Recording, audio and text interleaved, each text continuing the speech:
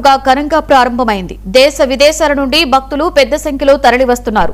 బారా షాహీదులను దర్శించుకుని ప్రత్యేక ప్రార్థనలు నిర్వహిస్తున్నారు. స్వర్ణాల చెరువులో కోర్కెల రొట్టెలను మార్చుకుంటూ ఉన్నారు. భక్తులతో స్వర్ణాల చెరువు ప్రాంగణం కిక్కిరిసిపోయింది. ఇక దీనిపై మరింత సమాచారాన్ని మా సీనియర్ కోఆర్డినేటర్ మురళీకృష్ణ అందిస్తారు. మత సామరస్యానికి ప్రత్యేకగా కుల మతాలకు అతీతంగా నెల్లూరు జిల్లాలో రొట్టెల పండుగ మహోత్సవం ఘనంగా జరుగుతుంది. ఇవాల్టి నుంచి ప్రారంభమైనటువంటి రొట్టెల పండుగ మొత్తం 5 రోజుల పాటు నిర్వహిస్తారు. స్వర్ణాల చెరువులో రొట్టెలు పట్టుకునేందుకు భక్తులు కూడా బారులు తీరుతున్నటువంటి పరిస్థితి. దేశ విదేశాల నుంచి భారీ సంఖ్యలో కూడా తరలి వస్తున్నారు. ప్రస్తుతం స్వర్ణాల చెరువులో ఉన్నాను, చూడొచ్చు విజువల్స్లో కూడా. వీటిల్ని రొట్టెల మార్పిడి అంటారు. ఈ రొట్టెలు ఏదైతే ఉన్నాయో వీటిల్ని రొట్టెలు మార్చుకుంటారు. ఏదైతే ప్రతి ఏడాది కూడా భక్తుల సంఖ్య పెరుగుతూ ఉన్నటువంటి పరిస్థితి అయితే ప్రధానంగా ఉందని చెప్పుకోవచ్చు. అయితే చూడొచ్చు విజువల్స్లో కూడా ఏ విధంగా రొట్టెలు మార్పిడి చేసుకుంటారో.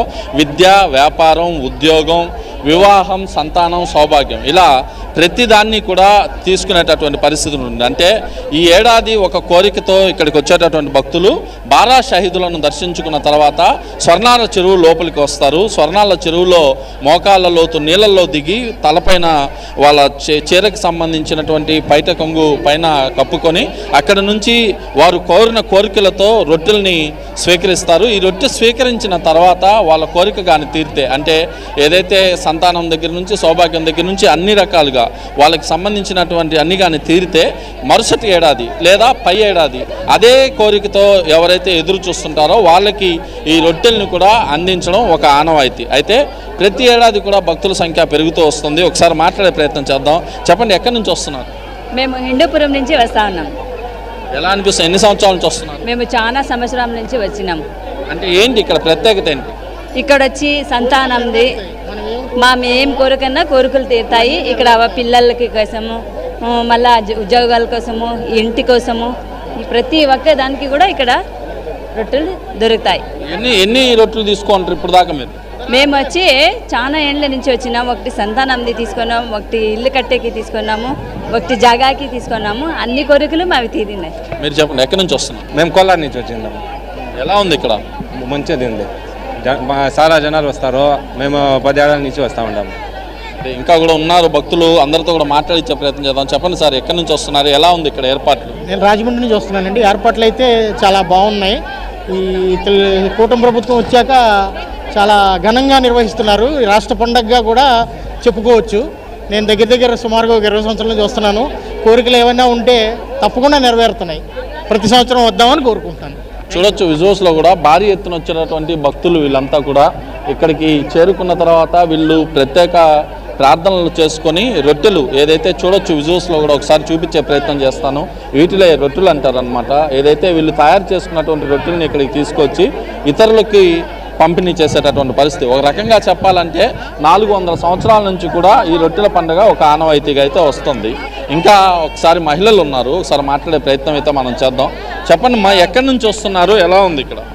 మేము విజయనగరం నుంచి వచ్చామండి. ఇక్కడికి చాలామంది ప్రజలు నమ్మకంతో వస్తుంటారు.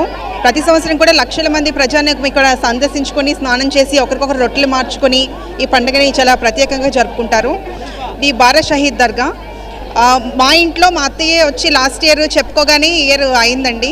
అందుకే ఒక మంచి ఎక్స్పీరియన్స్ అయితే మేము ఇక్కడికి వచ్చాం. ఫస్ట్ టైం మేము విజిట్ చేయడం అని చాలా ఆనందంగా ఉంది. కోరిన కోరికలన్నీ ఇక్కడ తీరుతాయని చెప్పి ఈ బాబా దర్గాని, బారా షహీద్ దర్గా ప్రతి ఒక్కరూ విజిట్ చేస్తారండి. తప్పకుండా ప్రతి ఒక్కరూ వచ్చి ఈ అవకాశాన్ని సద్వినియోగం చేసుకోవాలని కోరుకుంటున్నాను. మీకు ఎలా తెలిసింది ఇక్కడ దర్గా ఉంది, ఈ విధంగా రొట్టెల పండుగ జరుగుతుందని ఎవరు చెప్పారు? లాస్ట్ ఇయర్ మా అత్తయ్య వచ్చారండి. మా ఇంట్లోనే జరిగిన సిచ్యువేషన్ ఇది. ఆవిడ చెప్పుకున్న ఒక 6 monthsలోనే మా ఇంట్లో అంతా శుభమే జరిగింది. అందుకని చెప్పి ఇప్పుడు పిల్లలు, ఫ్యామిలీ అందరితో కలిపి వచ్చామండి. ఇప్పుడు ఏ రొట్టె పట్టుకున్నారు? ఇప్పుడు నేను తీసుకున్నది హౌస్ గురించి ప్లస్ జాబ్ గురించి అండి. ఇంకా చూద్దాం ఎలా అనిపిస్తుంది. ఎన్ని సంవత్సరాల నుంచి వస్తున్నారు ఇక్కడ? నేను 2 సంవత్సరాలు బట్టి వస్తున్నాను సార్. ఎందుకంటే మా ఇద్దరు మనవరాలకి పెళ్లికి రొట్టె తీసుకెళ్ళాను. అది తీసుకెళ్ళి తినిపించాను. ఇలాగా 6 నెలలు తిరగలేదు, పెళ్ళిళ్ళు అయిపోయాయి పిల్లలకి. అందుకే ఆ రొట్టె వడలడానికి వచ్చాను నేను. మీతో పాటు అంతకుముందు ఎవరు చెప్పారు ఇక్కడ రొట్టెల పండుగ విధంగా జరుగుతుందని? అంటే మా పెద్దలు అందరు చెప్పారు అక్కడ జరుగుతుంది, అక్కడికి వెళ్ళండి అంటే ఇక్కడికి వచ్చాం. ఇక్కడ కుల మతాలకి సంబంధం ఉండదు, మత సామరస్యానికి ప్రతీక. అన్నీ కూడా పక్కన పెట్టి ప్రశాంత వాతావరణంలో రొట్టెల పండుగ జరుపుకుంటారు. తొలి రోజు బారా షాహిదులను దర్శించుకొని ఇక్కడికి వచ్చి రొట్టెల మార్పిడి చేసుకుంటారు. ఇక్కడ నుంచి 5 రోజుల పాటు ఈ రొట్టెల మార్పిడి అనేది జరుగుతుంది. అయితే రేపు రాత్రి అంటే 27వ తేదీ రాత్రి గంధ మహోత్సవం, ఇది కీలక ఘట్టం. ఈ గంధ మహోత్సవానికి కడప దర్గా పీఠాధిపతితో పాటు రాష్ట్ర వ్యాప్తంగా దేశవ్యాప్తంగా ఉన్నటువంటి ప్రముఖులు కూడా హాజరవుతారు. ఈ గంధాన్ని ఇక్కడికి తీసుకొచ్చి లేపనం చేసిన తర్వాత ఆ గంధాన్ని కూడా తీసుకొచ్చి స్వర్ణాల చెరువులో కలుపుతారు. దీంతో స్థానికులు పెద్ద సంఖ్యలో తరలి వస్తారు. అంటే ఈ 5 రోజుల పాటు లక్షలాది సంఖ్యలో భక్తులు తరలి వస్తారనేది ఒక అంచనా. దానికి తగ్గట్టుగానే అధికార యంత్రాంగం ప్రత్యేక ఏర్పాట్లు చేసింది. ఎక్కడికెక్కడ ఎలాంటి ఇబ్బందికర వాతావరణం లేకుండా కూడా చర్యలు తీసుకున్నట్టు మంత్రి నారాయణ, అదేవిధంగా రూరల్ ఎమ్మెల్యే కోటరెడ్డి శ్రీధర్ రెడ్డితో పాటు అధికార యంత్రాంగం కూడా చెప్తుంది. మొత్తం మీద ఆ వేడుకగా అత్యంత వైభవంగా కూడా స్వర్ణాల చెరువు అదేవిధంగా బారా షాహిద్ దర్గా ప్రాంగణంలో రొట్టెల పండుగ అయితే ప్రారంభమైంది. ఇది రొట్టెల పండుగలో తొలి రోజు పరిస్థితి. వీడియో జర్నలిస్ట్ వంశీతో కలిసి మురళీకృష్ణ, 99 టీవీ, నెల్లూరు నుంచి.